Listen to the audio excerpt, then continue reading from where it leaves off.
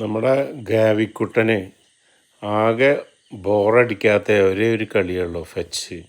എന്ത് സാധനം ബോള് അതിന് കളിക്കുന്ന സാധനങ്ങൾ മാത്രം കേട്ടോ എടുത്തെറിഞ്ഞു കഴിഞ്ഞാൽ പുള്ളി അത് എടുത്തു കൊണ്ടുവരും.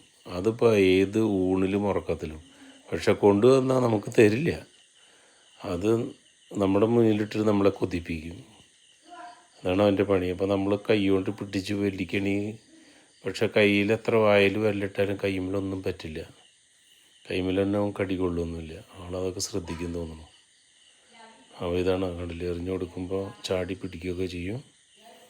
പിന്നെ അവൻ്റെ ബോൾ നോക്കുകയാണ്, ഞാൻ എടുക്കാൻ വരുന്നുണ്ടോയെന്ന്. ഞാൻ എടുക്കാൻ വരണമെങ്കിൽ അവൻ ചെന്നിട്ട് അതിനെ പിടിക്കാൻ വരും, അല്ലെങ്കിൽ അവൻ പിടിക്കില്ല.